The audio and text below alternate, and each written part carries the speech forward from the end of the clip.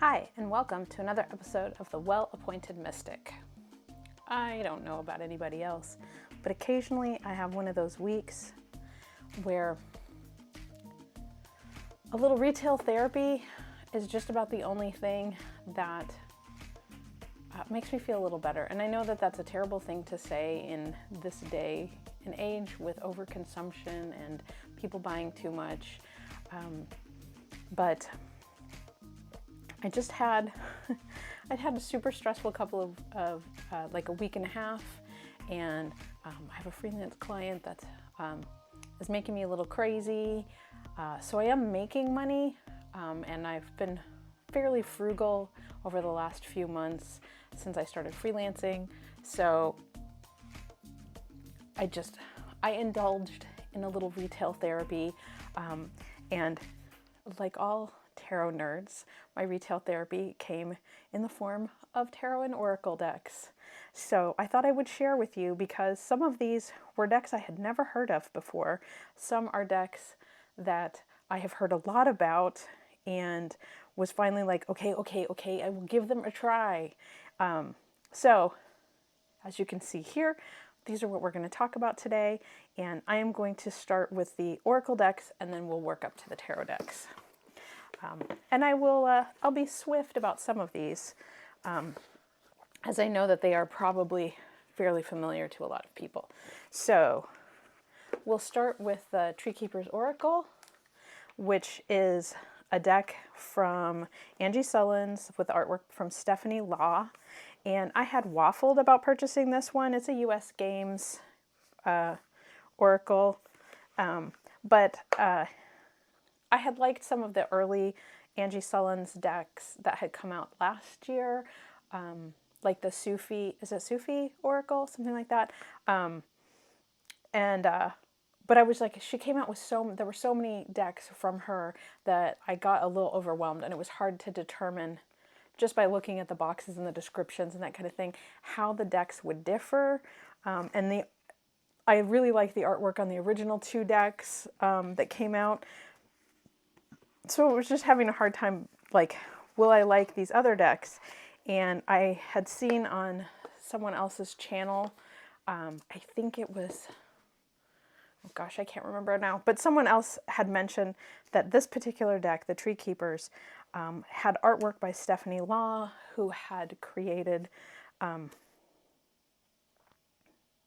it this Shadowscapes deck? Yes, that's it, the Shadowscapes Tarot, which I absolutely love, even though normally I wouldn't say that it is an artwork style that I would normally be inclined to, but the artwork is so well done and so well crafted and so full of details that I decided I was going to give the Tree Keeper's Oracle a chance. Like the other Angie Sullins decks, these are on super glossy cardstock, as you can tell. Look at that ring light action.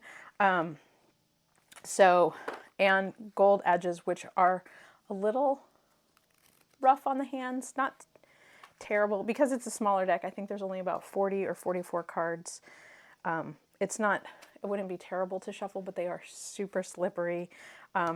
Everything else about these is very similar. It even has the same sort of box closure that some of the earlier decks had, with a magnet and a little organza bag, book, and then the cards. So I just got these yesterday. Really all I have done is taken them out of the packaging so that you all can see them. And I know some people love ASMR, but to me the sound of cellophane, not a happy sound at all. So I took all of that off before I started this video. I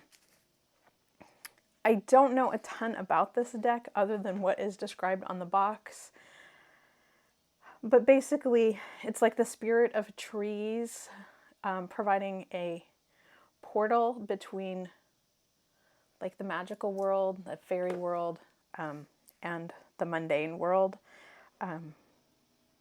These are so spectacularly pretty. I was a little put off originally by the whole like Keeper of Wishes and Keeper of Comfort as titles on the cards, but I'm warming up to it partially because I really like the artwork and I was not expecting that. These are definitely cards that there is no video that is going to give these cards the justice that they deserve, you really have to hold these in your hand. I mean, there's little details, like there is a little dude hiding. I don't know if you can see it, but he's hiding in there like a little, there's like little fairy creatures. So it's like very much these are cards that you need to sit with and look at closely. And I am so sorry about how much sheen, shine, glare these suckers are getting, because the artwork is absolutely stunning. And like I said, just these like little details in each of the cards that is worth a look and sort of sinking into these magical worlds. I mean, the idea of below her are things that look, to me, look hot. And she is resting comfortably in this cooler portion of the image, creating that sense of ease. So there's just some really interesting things, and I'm very looking forward to sort of diving in more deeply into the guidebook. There's short descriptions for each one. Ooh, and less shiny pictures, which is nice. So it is really nice to be able to sort of see all of this. So anyway, I won't go into too much detail. I know there are tons of walkthroughs and videos that are probably filmed better than mine on the Tree Keeper's Oracle, but I am warming up to the idea of these other Angie Sullins decks, and the fact that that one was Stephanie Law as well was like should have been a no-brainer from the beginning. So the next one up is one I had not heard anyone talking about. It's called the Forest Magic Oracle. It's a deck and guidebook for Green Witches by Nikki Vandekar and illustrated by Ellen Mannon. It comes from RP Studio. This is not going to be a box that people are going to want to talk about in detail because it is, while it is a magnet closure box, the book is held in by a little band, and then the cards fall out from in here. It's not my favorite box. Should I use this deck more frequently, I will probably move it into a bag or pouch of its own. But when I saw this, I found it really interesting. I really love plant-based decks, and I will do a roundup of all my plant-based decks at some point for you all if you're interested. But each one of these cards has just a beautiful illustration and the name of the plant. And I would have liked keywords on each of these cards, but I'm okay. These illustrations are so pretty, and what I've discovered is, just in a quick run through, there are so many of this deck looks so good with so many of my tarot decks that I think it's going to make a great addition to my collection. And then this book describes like a story or detail about each plant, and maybe like an activity or spell or exercise that you can do associated with a plant, but doesn't treat it in the same way that a lot of other plant-based oracle decks tend to do. So I think what I might end up doing is combining information that I have in other decks, because I love these illustrations so much. The cardstock is just a matte finish cardstock. No edge painting. And I think, I want to say there's about 40 cards. It's not a huge deck, but it does remind me a little bit of some of the other decks. The artwork is really pretty. I like how simple the artwork, and it pairs really nicely with a lot of other decks. So I feel like I can almost use a guidebook from something else, like the Magical Herb Oracle or something like that, which has a lot of similar plants in it, as a companion to this guidebook, which has just a little bit of like more storytelling in here. Like here, the pomegranate, they talk about Persephone and Hades. The same thing with mint. They talk about how in Greek mythology it was related to, according to Greek mythology, before it was a plant, Mintha was a nymph who loved Hades. But when Hades fell in love and kidnapped Persephone, Mintha despaired and claimed in her jealousy that she was more beautiful than Persephone anyway. So just a different approach than a lot of books. So anyway, It was not a very expensive deck. Found it on Amazon. If it's something that you are interested in, I recommend checking it out. And then the last, I don't want to call it an oracle deck because it isn't really, but it is the Healing Plants from Chelsea Psychic Garden, which was founded in 1673. It's 50 botanical cards illustrated by the pioneering herbalist Elizabeth Blackwell. It's just a standard 2-piece box, not real exciting. The booklet more goes into detail about who Elizabeth Blackwell was, and a few little details. It's maybe 16 pages. It's a very small booklet. Why? Because most of the information for this deck are printed on the back of the cards. So this was another, I can't believe I found this on Amazon. Again, it was from the Chelsea Psychic Garden, and it's not a classic oracle deck either, but it is so beautiful and has, so each card, okay, let's stop for a moment and discuss the cardstock. This shit is warped, pardon my French, really badly, and it was like this as soon as I took it out of the box. So not the best cardstock, but I'm going to overlook it because, one, the cards are matte finish, so they're okay to handle. They don't feel real weird or anything. They were not very expensive. I want to say they were well under $20 US, and they're super cool. So I'm going to forgive them. These doesn't sound like they are normally a deck creator. So anyway, so each of these has the original illustration by Elizabeth Blackwell on the front, and then the name is actually already on the card. So this is Angelica. And then on the back, it has all the information, like the symbolism, a little history, how to harvest, how to use it in the kitchen or the garden, and then any warnings at the bottom. So while I don't know that this is necessarily a deck that I would use for oracle purposes, I find it, I mean, I love the illustrations. You give me a vintage botanical illustration any day of the week. But I think that this is a great like educational deck, and will go along nicely just in knowledge building and better understanding. But I might use it for oracle purposes. Again, I feel like I should almost just create between this deck and the there's another one called Force Magic, which both have beautiful illustrations of plants, but maybe not the best sort of oracle use. I feel like I should just write my own guidebook. What do you think? That sort of leans in a bit more to that. It is something that I've actually been thinking about doing as soon as I finish my tarot deck, which one day I will show you guys. I already have plans in the works to make a corresponding oracle deck to go with. But anyway, so I think these are really fascinating. Some of the plants, like cleavers, goosegrass. Some of them are things I had never heard of before, but since this is the Chelsea, I'm assuming that's Chelsea, England, and not New York. Some of the plants may not be as familiar in North America, but a lot of them, like, you know, marigold, black pepper, like most of them are fairly recognizable. Sage, anise. I don't know how you say this. I know what it is. Fenugreek, is that how you say it? Fenugreek. So anyway, this, again, it was very inexpensive. Not the world's greatest cardstock, but dang, is it pretty.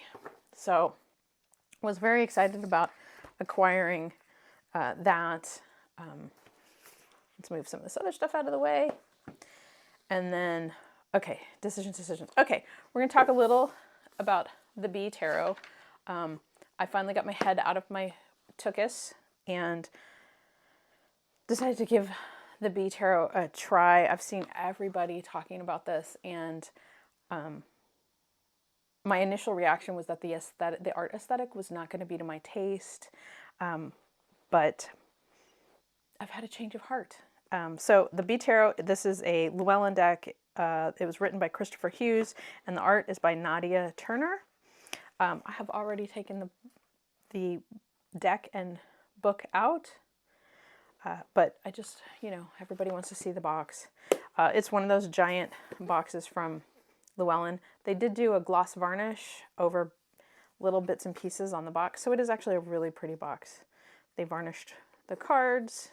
It's probably, to be honest, it's probably clear foil, but it could just be a gloss varnish. I'm good, but I'm not that good. So, anyway, whoops, knocking everything over. My little jar. So, guidebook, cards. Shocked at how much I actually like these, and I really was not. I was expecting to have sort of lukewarm feelings about it, but I really like it. The first thing that I noticed as I was going through all of this, the guidebook is detailed and provides a lot of information. I read the whole guidebook this morning leading up to this, so this isn't really a review or a walkthrough or whatever, it's just a teaser, some opinions. But the guidebook, I love that instead of keywords, it's buzzwords. I love a good pun. And also, the reason that I went ahead and started reading the guidebook was that some of the major arcana cards, the name had been changed, and I was curious as to the rationale and what was going on. And then also, the cup suit was changed to jars, and then the court cards became princess, prince, queen, and king.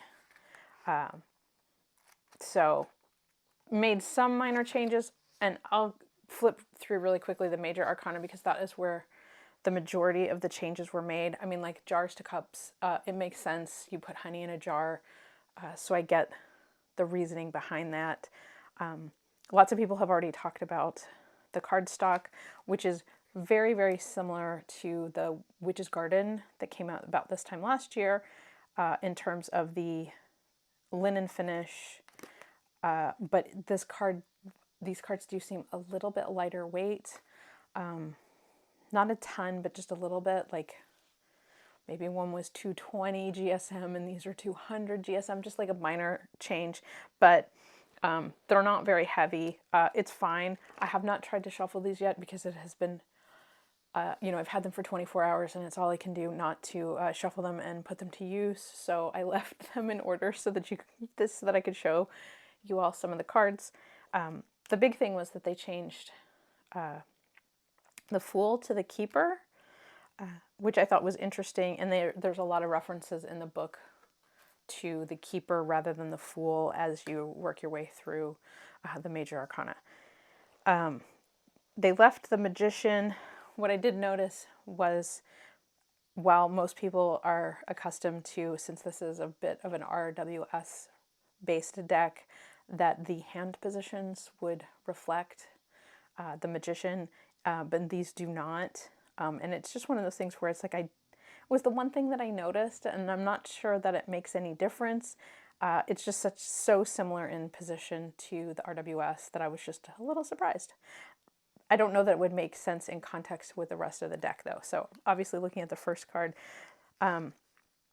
so the High Priestess became the Melissae, which the book goes into detail about what that means, and it focuses more on the moon goddess Artemis sends souls to Earth via bees, and Melissae is sort of somehow involved in all of that. So it's like there's definitely a clear indication, like there was a reason for changing it, that made me appreciate this a lot more than I thought I was going to. The Empress is just lovely. So beautiful. And one of the things that I noticed immediately was the ethnic diversity throughout this deck. So, kudos to them for recognizing that diversity. Probably should have given people warning. There's a lot of bees in this. Like if you have a bee phobia, I showed a couple cards to my husband who has a terrible bee phobia, and he was like, yeah, I'm done. I'm out. I don't want to look at these anymore. I do not have a bee phobia. In fact, clearly at my house, it's my job to remove any wayward bees from the house, and mostly I catch them in my hand and take them back outside. So I should have realized that I was going to like this deck because I really do like bees, and I don't have a fear of them and all that kind of stuff. So the Hierophant was renamed the Delphic bee, related to the Oracle of Delphi. And I was like reading the book in like such a good transition. So the Hierophant becomes the Oracle, the person that you seek for knowledge, kind of a thing. And I was like, I really like that. And I'm like, can you tell? I'm 6 cards in, and I'm like, okay, I'm totally digging this deck. Like, I really like it. The Lover's card was changed to Honeymoon, which I get the reference to love and honeymoon and honey and bees, like, but I'm not sure, like, their description in the book leans more into, like, with love, anything is possible, rather than more traditional references to the Lovers as being a card about choice and making those, like, sort of big life choices. So, I'm not entirely sold 100% on that particular card, but honestly, it's probably one of the few that I had real. There's a couple in the minors that I have a little question about. Instead of the Chariot, it's the barrow, as in the wheelbarrow. And I think that that's a great reference because you do have to sort of. Have you ever pushed a wheelbarrow? They're really hard to move around. And I feel like the Chariot kind of is the same thing, like that using your force of will to get it to go where you want it to go. I just thought it was kind of appropriate. Strength is just, this card is so pretty. And talks about her not fearing the bees, just sitting there naked, enjoying the bees and not being afraid. And I think for a lot of people that is very much something that they would need to do, have that strength and that emotional courage to be surrounded by bees. I won't go into detail about all of these. Some of them are very consistent. The Justice card was basically getting your comeuppance, which I thought was a really good way to sort of talk about justice as, if you mishandle or mistreat someone, you will get stung. And yeah. And also talked a bit about, like, when bees sting, it will kill them. And so oftentimes they are doing so to protect their hive and protect their other bees. And I was like, it just made a really good card. The Hanged One, easy peasy. Death, they described more as, instead of transformation, they described it as transition, which I thought was interesting. It's just a different approach, and I like that the number on the tombstone is 13, which is the card number. I will kind of move along. Funny, I skipped reading the Devil card, but this definitely has that feeling of someone who is raising bees for the money, and sort of just a different take on that. But I'll have to read more in detail, and maybe I'm missing some of the key elements. The Tower, the Star, the Moon, the Sun.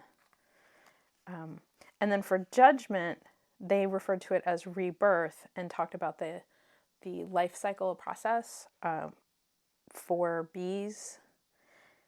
So this was where I thought, this was the one that they talked about as transformation, and where Death they described as transition. And I'm still inclined to always think of Judgment as sort of that higher, like being called to duty, like to, what is it that you need to do? What voice are you not listening to? Is it your inner voice? Is it something that you need to be doing that you're not? That is where I tend to think of Judgment rather than a rebirth. I almost think that this would have been a better Death card. And and a slightly different approach for Judgment. But that's just me. And again, I've had 2 cards that I'm a little picky about. And then the World. And then I won't go all the way through the minors. But one of the things that I noticed as I was going through the minors, particularly when I got to, for whatever reason, these cards, do you see what I'm seeing? I honestly thought when I started flipping through the deck that this was the same card and I had gotten 3 copies, but it is actually the Prince, the Queen, and the King of Wands, and they are all like identical in terms of like everything except for the figures. I mean, I hate to be a picky designer, but I feel like that was a little lazy. And it's the only place that I saw this, and I can't unsee it. And I feel terrible. I mean, they did create new figures for each one, and they're, this is, more flames. So it's like it gets more fiery as you go along. There were definite changes, but this deck is visually so strong and the artwork is so well executed that this just felt like somebody was running out of time and they were cutting corners in the illustration, and it kind of breaks my heart a little bit because I can't unsee it. And actually the Princess is the same way. So like when you put them all together and you see all of this, there's slight differences in color, but otherwise it's exactly the same artwork. And so that's my fuss on this particular deck. I don't know that once it's shuffled, I'll ever really notice that.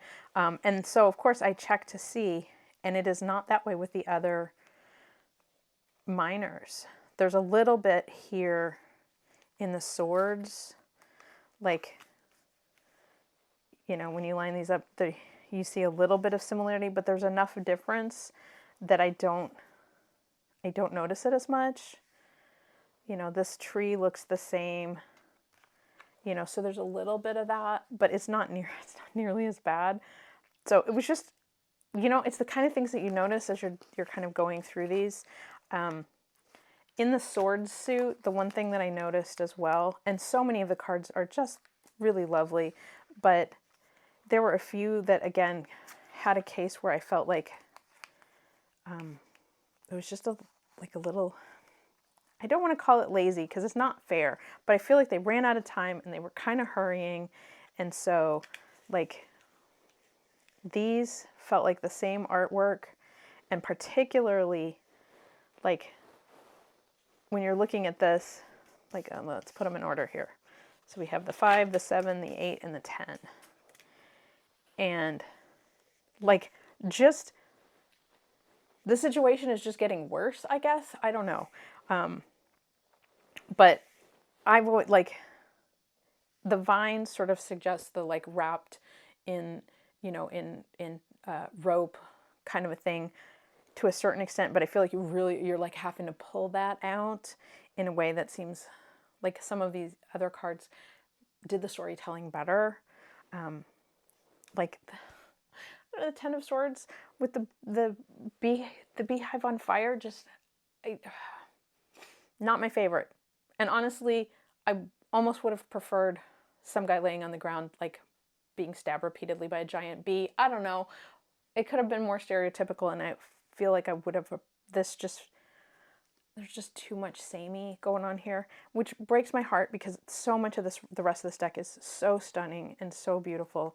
I mean, like this King of Jars, he's all that in a bag of chips. And again, there's cases where it's like it's the same background on all of the Jars cards, but the figures are all in distinctly different poses. Like these two are very similar. These two are very similar. But again, like it just, you see my point, right? Like how much longer would it have taken to create more differentiated art so that everything felt like its own thing? So I have babbled on long enough about that. The only other thing I want to point out is for all of the court cards, there are figures in them, except the pentacles. And that is the only time that all of the courts are bees. You can't see my face, but I'm making a face. It's the face. You guys know that. And it just seems odd if all of the courts were, I don't know, for all the suits were Bs, maybe it would have made more sense to me. But yeah, so there. I didn't mean to actually do like a full-on review. Like I said, I think this deck is beautiful, and my being nitpicky about it is because I like it so much, and I'm so surprised at how much I like this deck. I really wasn't expecting it. I mean, like it so much that last night, I mean, the deck got here yesterday, and I already started making, hand knitting a bag for it. And I'm already thinking about like what color. I think I'm going to use a metallic gold to do the edging so that it keeps consistent with all this. So I really do like this deck, and me being picky is simply because I like it so much, and I wanted it to be all of the things. So the last deck is a deck I had not heard about, I hadn't seen. It just popped up, and I saw like 2 cards, and for whatever reason I was like, I'm just going to buy this. And usually I'm one of those people who watches a zillion walkthroughs and whatever before I buy a deck. But the Every Little Thing You Do is a Magic tarot deck by Callie Little and Maria Seal. This is from Potter, Clarkson Potter Publishers. Apparently there's a companion workbook that I did not pick up because I was going to see what I thought of the deck before I considered investing in anything else. It is just a half, what would you call this? A half 2-piece. It's not magnetic, it's just a closure. And then, and this is the oddest thing, I love the box. It's freaking adorable. And I'm not mad about it being not like a fancy, it came with this little card that you can turn into a card holder, like just by folding it. It's cute. As a designer, this is the kind of stuff that I love to add to something, but will I actually use it? Probably not, but it's really cute. Okay, let's talk about the deck. It's so hard to decide. Do I go with the part of this deck that I'm most excited about, which is the cards, or the guidebook, which was the added bonus? Let's do the cards first, and we'll talk about the guidebook in a second. So these are oversized, so putting it next to the B Tarot, you can see that these cards are considerably larger. So, I mean, even next to the Tree Keepers, which are a little bit longer, but still. So these are like large Oracle-sized cards. Just so you know, I think the backs are fantabulous. They are like hand-drawn. Are they reversible? Kinda, not entirely. I don't think if I shuffled them with reversals I would notice the up and the down, because the stars have the star in the center has slightly different points. But anyway, let's get to the cards. Okay. I debated whether or not these cards could be trimmed, but I don't think that that would make them itty bitty baby hand sized. So I'm just going to leave them, and I'm going to take my chances. This is a collage deck with animal illustrations as sort of the focal point. I don't think there are any people in this, but I have not flipped through this whole deck completely. I suspect that I'm going to be doing a video just about this deck in the next day or two, because I am 100% enamored with it. So I will just do a quick flip through just to give you guys a taste of what this deck is like. So we animal, and then these are sort of illustrative elements. I love the different materials. I am shocked at how much I like this deck, because I don't know that I would have normally gravitated towards it, but I think I just took a chance on it, and there's something about the illustrations are nicely crafted. They're all done in black and white with the details in the back being in color. So I think the big thing is that because it's largely animal based, like there's some hands and some other little human elements in here, but because it is not a people-y deck, I feel like it's going to have more usefulness across the board. It took me a minute to find this bird is hiding its face in the wing. But yeah, so like I said, there's some human elements, but not really. And I mean, there's something about this card that I'm just like, oh, okay, I'm in. I'm 100% in. It's some kind of lobstery crawfish character with a bunch of eyeballs on it. And yes, like, I don't know. I just didn't expect to like this so much. I really do. There's just something about it. So I won't exhaust this, since I will do a whole walkthrough if you are interested.